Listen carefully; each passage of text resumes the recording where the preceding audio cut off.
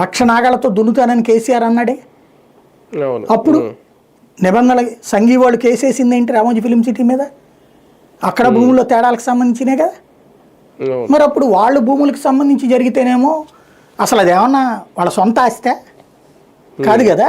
కొంత ప్రభుత్వం దగ్గర నుంచి తీసుకున్నారు, కొంత డబ్బులు ఇచ్చి కొనుక్కున్నారు.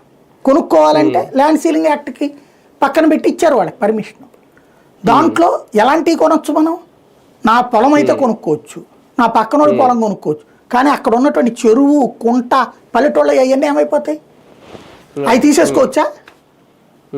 అవన్నీ తీసుకున్నాడు తప్పని చెప్తున్నాం కదా ఇక్కడ పెద్దిరెడ్డి. ఇక్కడ ఎలా జరిగింది మరి అప్పుడు? ఇవన్నీ కూడా చర్చకి రావాలి కదా. ఇప్పుడు అదే రామోజీని వెంటాడాడు కేసీఆర్. తర్వాత వచ్చాక ఈనాడు ఆయనకి అనుకూలంగా, అంతకుముందు ఒక్క చంద్రబాబుకి తప్పించి ఇంకెవ్వరికి సపోర్ట్ చేసేది కాదు. అట్లాంటిది కేసీఆర్ వచ్చాక 10 ఏళ్ళు టీఆర్ఎస్ సపోర్ట్ చేసింది. ఇవాళకి కూడా టీఆర్ఎస్ నెగిటివ్ చేయదు, అది దాని జోలికి పోదు. మళ్ళీ లక్ష నాగాల భయం ఉంది, వాళ్ళ ఆస్తులన్నీ అక్కడ ఉన్నాయి కాబట్టి. ఆంధ్రాలో వచ్చేటికి వాళ్ళ ఆస్తులు ఏం లేదు కాబట్టి ఇక్కడున్న వైసీపీ వాళ్ళ మీద వెంటాడుతున్నారు అనమాట. అక్కడ ఎందుకు గొడవ చేయదు? ఇక్కడ చేసినట్టు అక్కడ 1 సైడెడ్ ఎందుకు చేయదు? అక్కడ బ్యాలెన్స్ చేస్తుంది, పేపర్ అయినా టీవీ అయినా. ఇక్కడ 1 సైడెడ్గా చేస్తుంది. ఎందుకంటే అక్కడ ప్రాపర్టీస్ ఉన్నాయి కాబట్టి, ఆ ప్రాపర్టీస్లో డొల్లలు ఉన్నాయి కాబట్టి. చెయ్యాలి అనుకుంటే ప్రతి దాన్ని